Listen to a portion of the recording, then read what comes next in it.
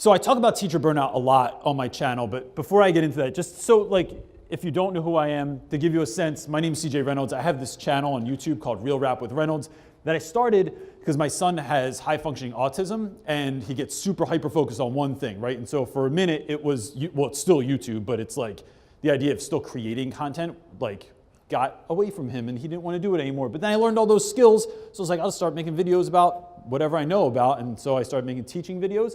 And then from there, I started like posting on Instagram and Facebook and Snapchat until Kylie Jenner told me that that wasn't cool anymore. So I stopped posting on there. And that's kind of just what I do now. And so I teach in West Philadelphia.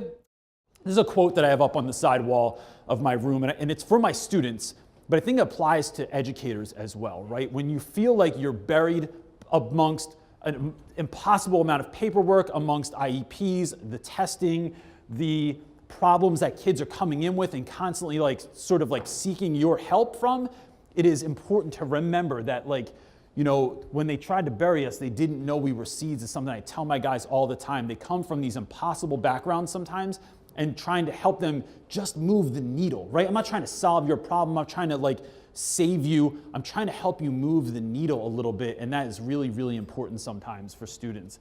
So to give you a sense of like, I think I lost a slide in there, but I come from a school in West Philadelphia called Boys Latin, and at Boys Latin, we have a very high turnover rate, but we have, it's all boys. We are primarily African American. We have like, there's like one Asian student and two Hispanic students that we pull into like every picture for the newspaper, so we look real diverse, but we're not.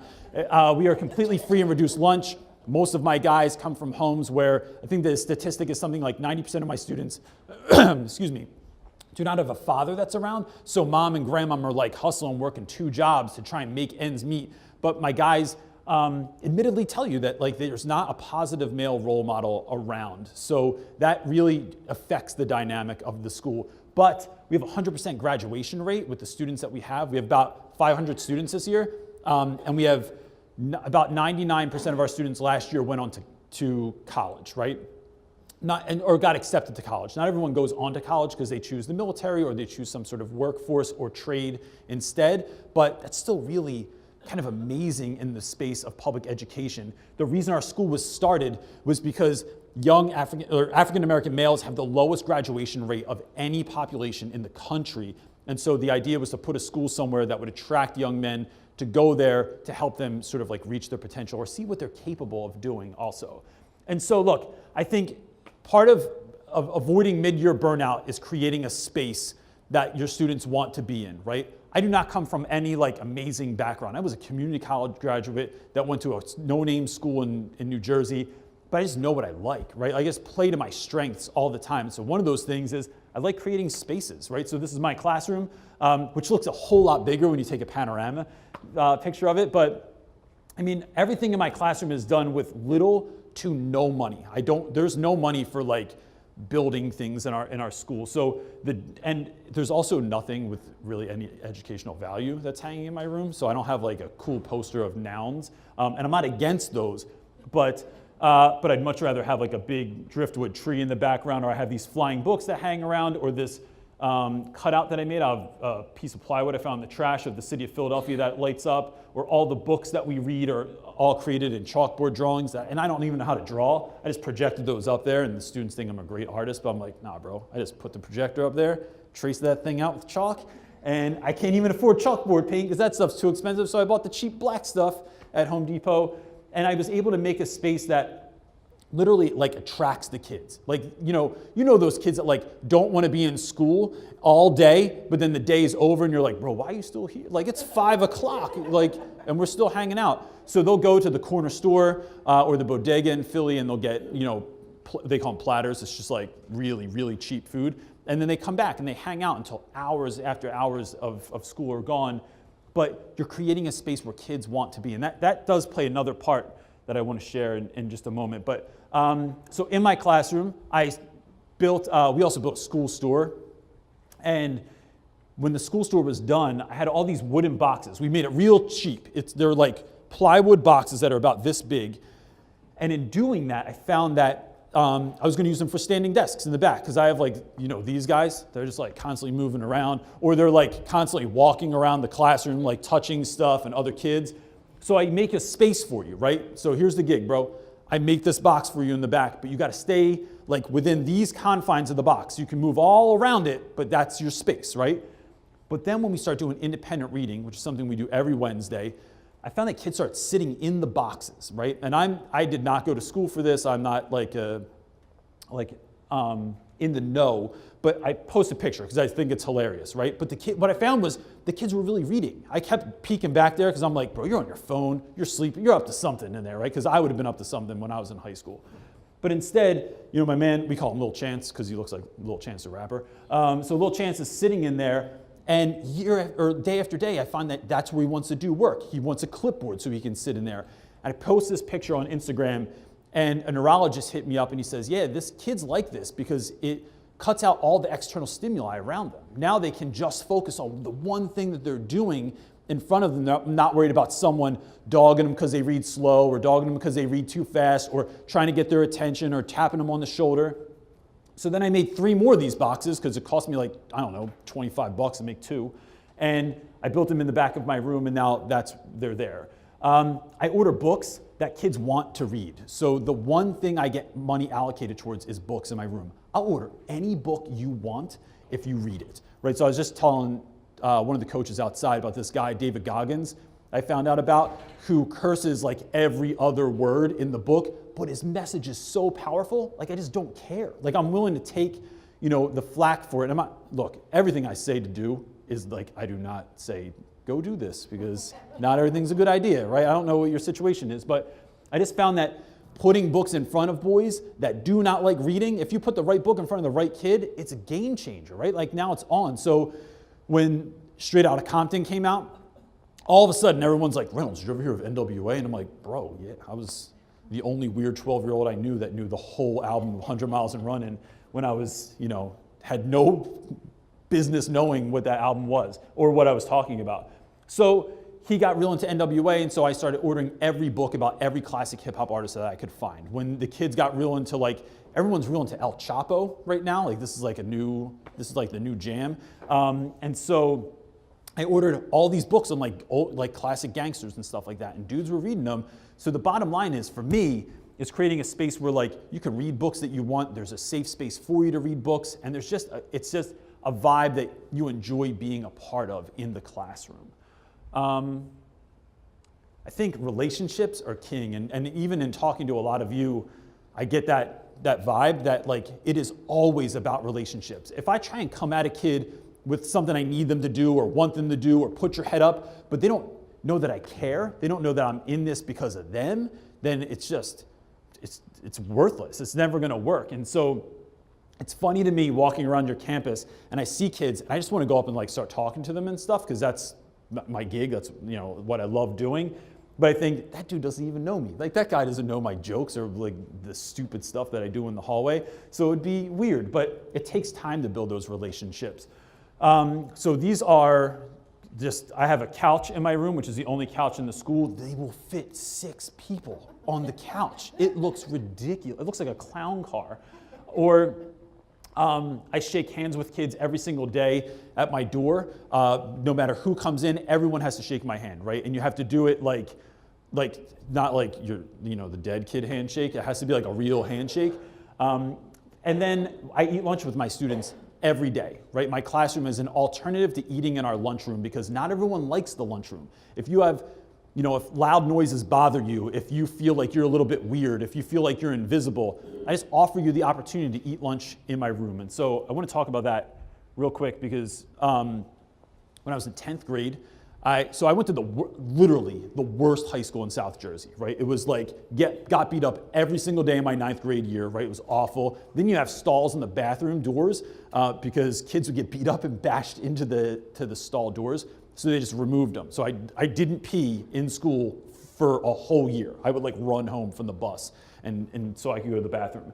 And in 10th grade, this bully who used to punch my lunch bag every day, this guy Tom, who sat in front of me in my history class, every day he'd come in, I had my my lunch bag that my mom would nicely fold. She would write my name on the front of it every day. She would like write cute notes in it and stuff like that because that was the kind of mom I had. And I'd put it on the front corner of my desk. And I don't know why I did this every day because I knew Tom was going to punch it, but he would walk in and he would just say something like, completely out of pocket to me and then punch my lunch bag. And it used to make me so pissed. And then when I finally went home one day, I told my mom for some reason, I was like, yo, look, this keeps happening like every day. I don't know what to do with this dude. And my mom goes, all right. She goes, I'm going to come up with an idea and we're going to handle it. The next morning I come down for breakfast and there's 2 lunch bags on there. One says CJ and one says Tom on it. And I thought, my mom put nails in that bag. When that kid punches it, it's going to be the sweetest revenge, right? But she goes, I said, what is with the bag? And she goes, I want you to give this to him when you go to school. And I thought, like, is it poison? Like, did you put poison in it or something? And she says, no, don't look in it. Just give it to him, and that's it. And I do not know, and still to this day, I can't figure out like why I would give the bully a lunch. Like, hey, this is like your mom joke forever that I'm flirting with. But I did. I went in, I gave him the lunch, and I said, look, my mom wanted me to give you this lunch. I think you're an idiot, but I'm going to give it to you anyway. Gave him the lunch, and I literally never had a problem with that kid like for the rest of high school. I never heard from him. He never looked at me like cross-eyed, nothing. And at the end of my 10th grade year, I'm standing in the hallway. We had an open house for something. My mom came with me, and Tom walks up to me and goes, yo, is your mom here? I said, yeah, she's like down the hall over there with the teacher. He's like, all right. So I watch him go down there, and I see him introduce himself to my mom, which is terrifying to me because I don't know what he's going to say. And my mom gives him a hug, and he hugs her back, and then they have this long conversation. And my mom would never tell me what she talked to Tom about, right? But I just knew that something in that worked. And so a couple of years ago, he's a senior now, so freshman year, 4 years ago, I have a student in my class, Joe. Joe doesn't do anything. He's that kid that his head's down every single day. He just like draws on his notebook, doesn't do anything. If I ask him to sit up, he's real belligerent. The teacher that I teach with, he's extremely rude to all the time, like curses her out and stuff. And I can't figure out what to do with this dude. So about 2 months go by. I've tried every like nice tactic that I can think of, right? So I finally decide that I'm giving him detention. He has detention with me for a week, and he has to eat lunch with me in my room every single day. So he does it, and every day my wife packs a lunch bag for him that says Joe on the front and puts a little heart around it and writes a little note on the inside because Joe never eats lunch. I didn't even notice this before. Joe eats with me, and we talk about regular stuff, like nothing special. It's like, what video game are you playing right now? Like, what show are you into? What sports team do you like? Like, why do you like that trash team? Like, just regular stuff. And by the end of the week, we're sitting there, and I said, look, man, I really appreciate you eating lunch with me all week and just sharing with me who you are. I think that's going to help me, like, understand you more in the classroom. And he goes, I got to tell you something. And I said, what's up? He goes, I'm always writing RIP on my backpack because over the summer in August, I was hanging out with my man. We were sitting on the stoop in Philly, and I had to leave to go home for dinner. And when I was leaving, I realized I forgot something. So about 10 minutes later, I drive back to the stoop, and my friend is dead on the front steps. Someone drove by and shot him. He's like, it could have been me, and I wonder if it should have been me. And so, like, Joe doesn't talk about, like, even since then, we talk about all kinds of stuff. Joe doesn't go deep with me a lot. But that, to me, just made me realize that my attention is far more important than my advice, right? I do not know. I grew up in an all-white neighborhood in South Jersey that, like, none of my friends even had divorced parents. It was like Leave It to Beaver. And so to work in the type of school that I work in now, and I've been there for 14 years, like, I get that, like, I don't know where you're coming from. I don't know exactly what your struggles are. I could read some stuff in a book or watch a video about it or listen to someone talk, but I'll never fully understand, right? But that's not the point. The point is I'm willing to give my time and just listen to you. And look, I've been married long enough to know that, like, my wife does not want my advice. My wife wants me to go, that sucks, and I'm really sorry that you had to go through that. That's it. Like, that's the mic drop right there. I don't have to be like, this is what I think you should do. First of all, stop talking. Like, she doesn't want to hear all that nonsense. She just wants to hear that I'm listening. And I think kids can do that too. And even when you feel like you can't relate with your students, like, just giving them your time and attention can really be the game changer in all of that stuff. So let me give you a sense of what my day kind of looks like, right? And what those relationships look like. This is a video that I put together, and in the beginning, there's a kid, Munir. Munir is a pain in my ass every single day. Munir never stops talking, he never stops touching other people, but he likes that I like him, right? So I use that to my advantage. But when Munir wants to be in YouTube videos and he's not behaving that day, I refuse to move the camera because Munir is super short. And even when I talk to Munir, when he's being bad, I always go, I'm sorry, what were we saying? I couldn't hear you, bro. So he is in the beginning of this, so check this out real quick. Oh, maybe I have to hit the play button.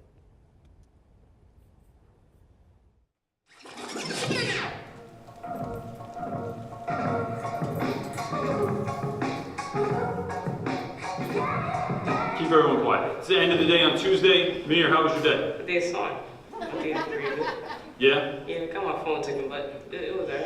It was alright besides that. Were you trying to get away with having your phone out in class or what? Yeah, kind of. Okay. Trying to be guile. Oh, are you using vocab words? Yeah. Extra point right there. All right, are you looking forward to the snow tomorrow? Yeah. I hope that we can have a nice, relaxing day. Maybe we'll go out and go sledding tomorrow. Yeah. All right, good talk. Parrish, how was your day today? Parrish doesn't talk, ever. All right, what was your favorite part of class today? Right? You did get in trouble for running down the hallway and acting crazy today.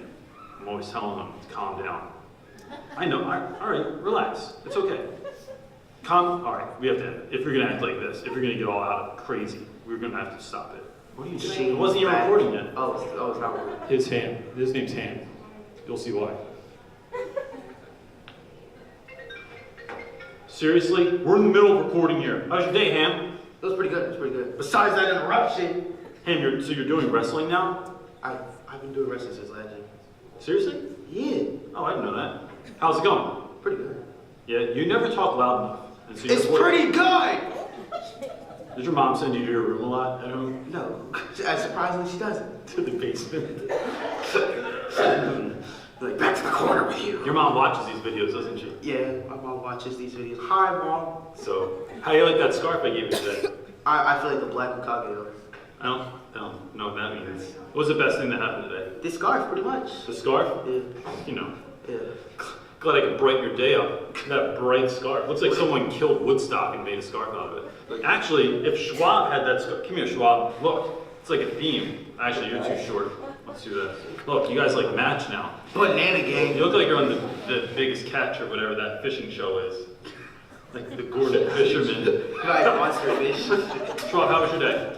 Pretty good. I mean, the greatest part was hitting 99 views on a video in 2 days. 99. So Schwab has a YouTube channel. He's in my I have an after-school program for kids that want to have YouTube channels, and Schwab's one of those dudes. What's your channel name? Cloak Warlord. If you don't know how to spell it, it's CL. How about we do one of these things? Let's put it right on the bottom here like this. Ready? Oh, there's a big guy. Check out Schwab's channel for a second, and then reappear right now. Help, reappear right now. No one can hear you down there. Reappear right now. That child he's one of those special ones. So, let me see if I can fix this.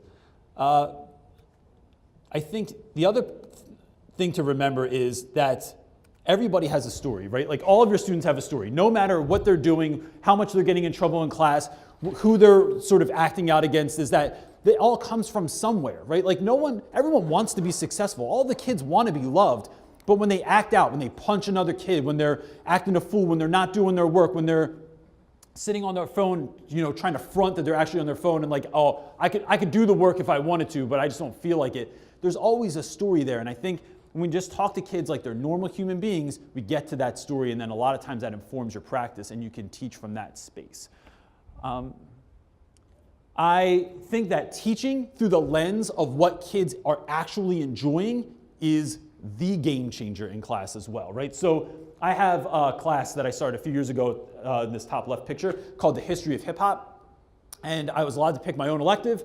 And I know that my students like one of two things. Well, they like girls, but I wasn't going to teach a class about that. So it's either hip hop or sports, right? So I created a class called The History of Hip Hop. Now look, I'm 42 years old, right? Like I grew up in the early age of hip hop, right? So it was like Public Enemy and KRS-One and Boogie Down Productions and NWA and stuff like that, LL Cool J. But that does not apply any longer, right? So I don't win points for that because hip hop is always about what's fresh and what's new, and so we never look back, right? So if last summer's jam is on at this summer's party, it's like, why is this old song on? Especially when Drake puts out a new album like every 3 minutes. So, but I invested myself in it. I learned about the history of hip hop. I watched all the videos. I read all the books. And I was able to create this class where we look at the 5 tenets of hip hop, right? We break it down into like, into b-boys, like, so breakdancing, into hip hop, into, what am I thinking of here? Being able to make beats like DJing and looking at things like being able to write ciphers and then having ciphers in class. And we learned, so we paint this picture in class where we look back and we learn about the history of hip hop. Now look, I'm not trying to be cool. I haven't been cool since 1995, but I can be relevant. And so teaching the kids through that, it just made me think like that if any of my teachers growing up had ever talked about Tribe Called Quest or Pearl Jam or Star Wars, I would have stopped anything I was doing and focused in on what was going on in class. So if I can take like the new Lupe Fiasco, if I can take like the new 2 Chainz song, or like if I'm feeling really crazy, I could take like Lil Baby or Young Thug, and like if I can take some of those lyrics and pull them into my lesson, now everyone's paying attention because we're not talking about, you know, Edgar Allan Poe or Walt Whitman, and those things are great, but this is the gateway into a lot of that stuff. And you can learn the same principles by teaching through something the kids like. So years ago, when I first started teaching, so actually last week, season 8 came out, everyone, for Fortnite. I'm sure every single one of your students were into that, and they were all like up all night playing it because it comes out at like 1 o'clock in the morning or something like that. And my 11-year-old had been talking about it for days. And so all of my vocab from last week was all based on season 8 changes in Fortnite, right? Which required me to, my whole amp up to this was I had to watch a 10-minute video that told me what changed, and I played it for like 15 minutes, right? So I play Fortnite every night because that's what the kids are all doing, and so I like to be in that loop. But that's how it is. So if you have someone that's not paying attention and you have a picture of, I don't know, you could have like a wolf hiding in sheep's clothing or something as your slideshow, but as soon as you have a guy hiding in a bush, bro, it's a wrap. Like everybody loves what you're doing immediately, and now they want to talk about it, and now they can write a sentence about it, then they can apply it to something else, and so that has been my game. I've been doing this for years. So years ago, when everybody was watching Jersey Shore, I watched Jersey Shore, which was real weird the first time I did it. My wife came in the room and she was like, dude, what are you watching? I was like, yo, this is for the kids. I'm investing in the children right now. And then I got hooked on it and I kept watching it every Sunday night.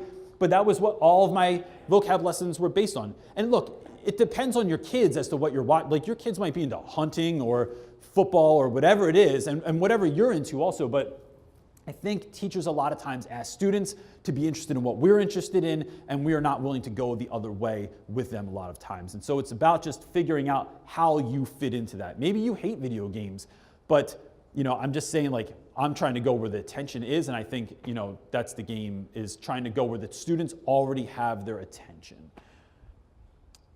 So real quick, just because it's fun to talk about. So this is, when I teach through that lens, the boys wanted to know about entrepreneurship. So this is the school store that we built down here. And then I had to talk to them about like how you talk to customers. You can't curse someone out because they gave you all change, bro, because it's money and you take it anyway. Or we do trips downtown where we hook up with local graffiti artists and they come either into the school or we go downtown and we study graffiti art around the alleyways of Philadelphia. Or I had a DJ come in and everyone swore that so the dude brought in like old school vinyl and taught the boys like how to mix, and everyone thought they were going to be awesome at it, and it turns out everybody sucked. And so it was hilarious to watch, but they got to really watch like how much coordination that takes, and we were able to turn it into a STEM project also. And every single one of these folks I met up with by DMing them on Instagram, right? Because it turns out when you're 42 and you're not trying to hook up, the DM is the way in, not an email. So if you email someone, it's just another one of a million emails. But if it's like a teacher saying, hey, would you mind coming in and like speaking to my guys or like doing this thing, that is where all of that opportunity has ever come from. And I've never paid a penny for any, I tell them like, yo, we dream on a budget in West Philly. I don't have money to pay you for stuff. And so everyone just hooks it up every single time. It's really invaluable. I think the other thing, and I get this vibe too from a lot of you when I'm walking around, is like keeping it real with kids is huge. I think one of the things that gets in teachers' ways the most is being teachery, right? The way they talk to kids, the way they address problems, right? The way that they talk about their content. Like every single thing that happens in my class, and this is one of the things I really love about my kind of friend group at school, is the science teacher breaks it down as like, this is why we're learning this. Not because it's just on the test. That's important too, because if you're playing the game in education, but like, why do you have to be quiet when I'm speaking, right? It's not because I want to have ultimate power. I'm not like He-Man, Masters of the Universe. I want you to, literally one of my students is calling me right now because they didn't like the sub today. So they, I've been getting texts all day. Yo, Reynolds, you gotta come. Where are you at? I don't like the sub. Yeah, I'm in Texas, bro. Bro, you gotta come back. Well, I can't because I'm in Texas, so it's, I can't just go back. But keeping it real with kids in terms of like, they know why I shake their hands at my door every day because I want to show you respect on the front end. They know that I need you to be quiet because I need you to listen to what I'm saying so you understand going forward what's happening. They know that everyone else is to be quiet when you're talking because you deserve that respect and because your story and your opinion are important. They know that being able to write for an extended period of time is important too because we don't live in a world of just being able to text message things. So I'm going to break that down for you and why we're reading and why reading is important and that reading is the thing. Reading and critical thinking, I think, are so important because you could literally end up in prison, you could have a crack addiction, you could go through a life of complete turmoil, but if you can read, bro, you can reinvent yourself at any moment, and that is really important for my boys to understand, and so I try and break it down in a way where it's like, I'm not just asking you to do this because I want you to do it or because it's fun for me to grade. I want you to understand why you're doing what you're doing. And then I think for me, having fun is huge. And that's just my personality, right? Like I think school sucked when I was a kid. I hated going to school. It was not fun for me at all. I did not enjoy it. I enjoyed my friends. I didn't enjoy any classes ever. And so even now in school, when I'm in the middle of the year and it's a tough year, I just do dumb stuff all the time. And it makes me laugh. And at the end of the day, I don't care if the kids are laughing with me, right? I know I like laughing. So I have this stupid thing. I couldn't fit the other one in my bag that I made out of a dollar store microphone. My wife put it in a Ziploc because she was sure that was going to break. So I have this gold microphone, and this is like, I am not cool for doing this at school. Kids just look at me, they're like, what's wrong with you, bro? Seriously. But I interview kids that are walking slow in the hallway, because you always have this kid, it's like super late going to class, and I just go, excuse me, real quick, can we ask you, what's it like to be late every single day? And then I ask you them, right? Or if so just doing dumb stuff like that, and it also doubles as, it's a bubble blower. And so when you're in the hallway and dudes that are like, the front is on, like you see your boys, right? Or maybe your girls also, like everyone's just like, you're just fronting 24/7. And so someone's blowing bubbles, you just get mad. They just get walked down the hallway like, David Reynolds, we got all these stupid bubbles in the way. But they always break, because on the way back from that class, they're always just kind of they look like kitten videos on the early days of YouTube, where they're popping them, or they're like, blow it again, blow another one. And I'm like, bro, dude, now you're being a distraction in the hallway. So it can go the other way. But I think what it's about is just sprinkling a little bit of magic on your day in your classroom. So what that looks like in my class is I do stuff where I was just talking to the principal about, I think there's 3 different kinds of kids. Kid number 1 is the kid everybody wants to teach. That's the kid that loves coming to class, they enjoy it, they did all the homework, and you're like, wow, that was a lot of homework, and you did all of it. There's kid number 3 that doesn't do anything. It just cries for attention all the time, wants all your attention all the time. And then there's kid 2 that gets overlooked all the time. That's the kid that is just sitting in the cut, no one pays attention to them. And I like going around to those dudes and interviewing them, or I have little eyeball stickers. I just stick them on you. I go, I got my eye on you, bro. And so what that does is it's my quick way of letting you know that I see you and that I care and that you're not invisible. You're not just walking down the hallway and no one's paying attention to you ever because you're trying to avoid eye contact. It's just my stupid little way of doing that. And then guess what? Everybody wants an eyeball sticker on them. Or I gave out fake mustaches all the time because all my boys have like the weakest mustaches ever, and they try and rock them like they're real, and they're just like, you know, Ren, look, it's really coming in. I'm like, bro, come here. Let me hook this up with a dollar store, you know, mustache. Or I play music behind what we do in class a lot. So my boys write journals, and if someone writes a journal, I will play music behind it. So if you're supposed to write like what's the saddest thing that ever happened to you, right? And someone reads it, but it's like the dumbest. It's like not like they didn't go there. They weren't going deep with you. They're just like, one time, I like fell off my bike and I got really hurt. And so I'm like, can you just say that again? But I'll go on YouTube real quick and I'll look up sad music and I play it behind it, and they always lean into it. Now no one was paying attention to Aaron's dumb story about falling off his bike, but now you play music behind it, I know. Or the kid that always, every single story in class is to do about how great he is at basketball or football. I just look like heroic hip hop jams. And then I just play it in the background and it builds, and then they start leaning into the story, and then it just makes it funny when you're in class. Or if we're reading, you know, Lord of the Flies and there's like a particularly exciting part, I will have queued up on my phone like adventurous music, and I play that behind what we're reading, and it just creates engagement, because now we were doing this, but now it's like, wait, what are we doing? Like, we're reading, why is there music on? And kids lean into that stuff, and it just makes that kind of simple stuff really, really fun in class. This is an experiment that was done in, I think, Sweden, as a way to show kind of like how fun it just changes people's outlook even on the day, on things that they have to do. So check this out real quick, please.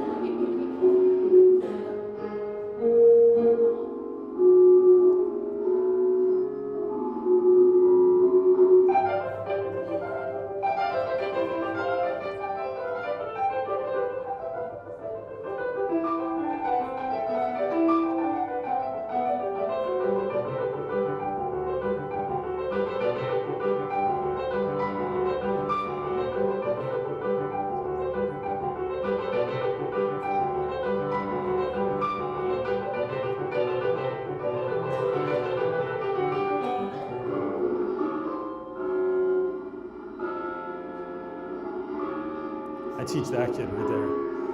All right. So just that idea, I think, is really fun, because it just proves that point that, like, if you just take the regular stuff, right? My lessons are no different than anyone else's, really. But it's just the little things that you do in between that kind of make the difference, right? It's never that big sweeping unit change, right? Again, in being married, it's never like the one big Valentine's Day gift that I get, or the Christmas present that I buy. It's all the little stuff in between that makes the biggest impact on the students, or rather on my marriage, but then that also affects the students as well. So look, I want to talk about one more thing, because I realized this after school, and I know how these things work. If I can get this to happen. All right, classroom culture. Oh, so this is just like an example of like fun stuff that we've done. So like we go outside, and since we can't do actual graffiti, we just do sidewalk graffiti outside. So we'll go into an open space like this, and everyone gets sidewalk chalk. They all design a tag, and then they go outside and they create that tag on the concrete. Or the English department dresses up as different, I'm not real into this, but I do it anyway because everybody else is doing it. But we dress up as like a different theme every year. Or we have cereal day instead of pizza parties, because I think everybody does pizza parties and cereal's way cheaper. So I just buy cereal with no nutritional value and we eat that in class. Or we do top ramen day, which is even cheaper because those things are 6 for $1. And you know, when you're really dreaming on a budget, that goes a long way. You've literally never had a class that was that quiet until you give them Reese Puffs. And then everyone, like even the kid with the peanut allergy is like stoked because you got special cereal for him. And the lactose intolerant kid got almond milk. And so, you know, doing that in class, it changes the culture and then makes kids more excited to come to class the next day because they're not sure what to expect. Sorry, last thing. Remembering why you're doing what you're doing, right? I think this is often lost at this time of the year when you have something awful happen where, you know, like in the last 2 weeks, there was a shooting down the corner from our school that we had to pull all the kids back in. Then another day there was a shooting literally outside of my window. It wasn't a student, but there was some guy in the neighborhood, got caught up in some drama, got shot, and we literally watched him bleed out in the street. It was wild. And that is not an everyday occurrence, but these things do happen. And then last week, one of my favorite students was at a candlelight vigil in West Philadelphia, and candlelight vigils are used to as a way to target people sometimes. So let's say someone gets shot, everyone has a vigil for them, but now they know that all that guy's homies are gonna show up to represent him, and then when they do show up to represent, there's a lot of times there's retaliation that happens there. And a student's brother got shot in the back of the head, right? And so that is stuff that is not uncommon, it's not super common, but then you gotta remember how to teach throughout that. And it makes you wonder, why are you doing the job that you're doing? And maybe what you're going through is worse or not as bad as that, but still your stuff is your stuff, right? So it doesn't matter if it's that horrific. It could be you broke up with your boyfriend and now you have to come to school and you're wondering, why am I doing this? Why am I dealing with these kids? And I think if you can tap into why you're doing something, again, it just changes everything. So my only rule in my class is give respect, get respect. I have no other rules in my class. I have procedures, but I don't have rules. And how do I get kind of away with that is, I think for the boys that I teach, right, it's part of that is based on I know my boys.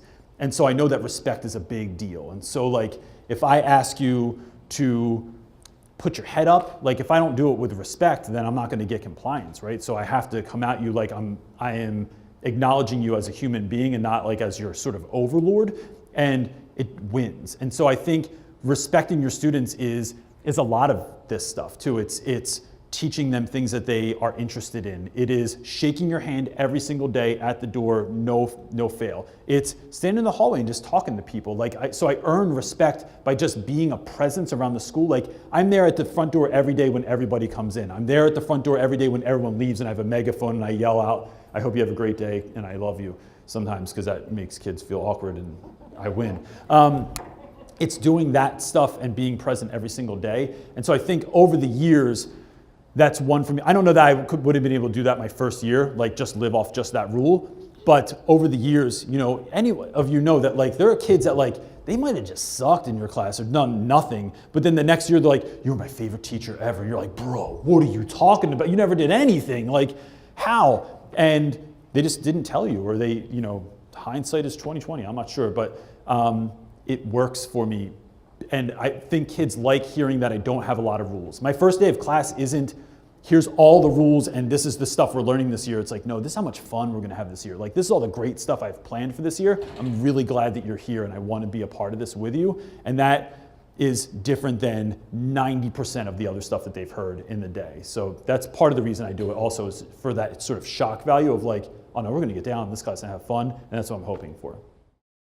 So I try to be a part of a community of people that are like-minded. So let's say there's a woman is one of my best friends at school, Miss Cho. Miss Cho is a 5-foot-tall Korean woman who is an immigrant from Korea, was raised by a single mom, takes no nonsense. She's like the angriest looking person ever, and I love it because it is the complete opposite of me. And so the folks that I surround myself aren't necessarily exactly like me. I just know that they care. So let's say last year I had a kid that was cutting a friend's class. There's another English teacher, was cutting his class every day for a month. He hadn't been to class. And so I had some interactions with this student and had a pretty good rapport with him, but so did Miss Cho.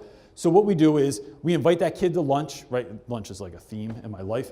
But we eat lunch with that kid and just talk about regular stuff. And the idea there is to hope that he sees that we are a team, that we're working together, and that we care enough that like, bro, I just took my prep and my lunch and I'm spending it with you because I deeply care about you. Like, I don't want you to feel guilty about that. But that is not just me. There's other teachers that do that as well.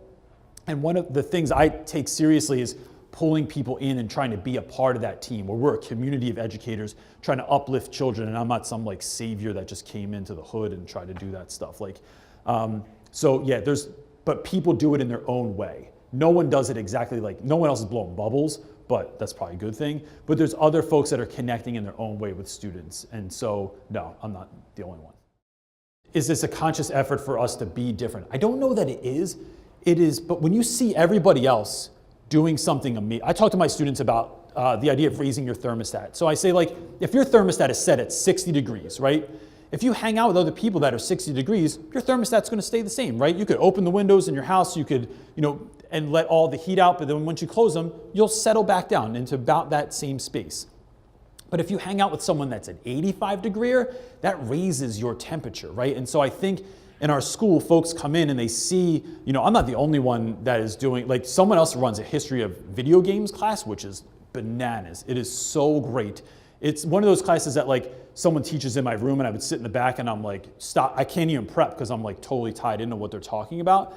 So when everybody's kind of doing that, or when the majority of the culture is doing that, I think it just raises everyone else's sort of like expectations of themselves. But also I think when your admin backs you and that gives you license to try stuff, to mess stuff up, to go deep on something and fail, and you're like, but you tried it, bro. Like you put the effort in, and I think that is the culture in my school. Is what's different is people are just trying stuff, and not everything works out, and not every kid is helped, and there are kids that leave our school and they're like a flaming ball of disaster, but it wasn't for lack of trying, because people are constantly trying new stuff.